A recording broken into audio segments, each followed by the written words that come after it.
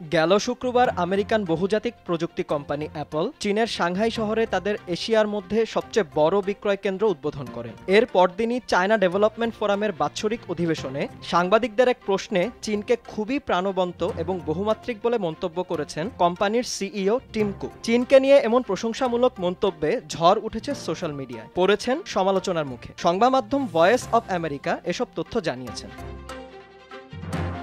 দেশটিতে আইফোনের বিক্রি বাড়াতে সম্প্রতি চীন ভ্রমণ করেন টিম।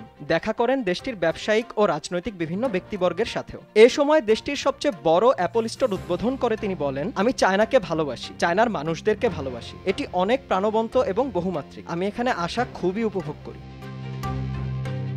তার এই বক্তব্য দেশটির গণমাধ্যমে বেশ সাড়া ফেলেছে। এমনকি দেশটির পররাষ্ট্রমন্ত্রী হু চুংইং নিজেই তার সামাজিক যোগাযোগ মাধ্যমে এক্সের টিমে এই বক্তব্য শেয়ার করেছেন। চীনকে নিয়ে তার এমন প্রশংসা ভালো চোখে দেখছেন না অনেকেই। কেউ কেউ মনে করছেন ব্যক্তি মালিকানাধীন বাণিজ্যিক প্রতিষ্ঠানগুলোর উপর চীন সরকারের কঠোর অবস্থানই যেন সমর্থন দিচ্ছেন কুক। যুক্তরাজ্যের রয়্যাল ইউনাইটেড সার্ভিসেস ইনস্টিটিউট রুসির সহযোগী পরিচালক জনাথন ইয়াল তার সামাজিক যোগাযোগ মাধ্যম এক্সে কুকের এই বক্তব্যকে কটাক্ষ করে বলেন, টিম কুক বলেছেন চায়নায় সবকিছুই সম্ভব, যার মধ্যে রয়েছে গ্রেপ্তার হওয়া কিংবা বাজেয়াপ্ত হওয়া। এমনকি আমলাতন্ত্রের কলমের এক খোঁচায় বাজার হারিয়ে ফেলাও এর অন্তর্ভুক্ত। একইভাবে রাশিয়া ইউরোপ এশিয়া স্টাডিজ সেন্টারের পরিচালক থেরেসা ফ্যালনও তার এক্স অ্যাকাউন্টে লিখেন, অ্যাপল প্রধান টিম কুকের চায়নার জন্য এমন অস্পষ্ট প্রশংসা চায়নার কমিউনিস্ট পার্টির সরকারি কর্মকর্তাদের অ্যাপলের ফোন ব্যবহারে নিষেধাজ্ঞার যে ম্যান্ডেট ছিল তা পরিবর্তনের জন্যই মনে হচ্ছে।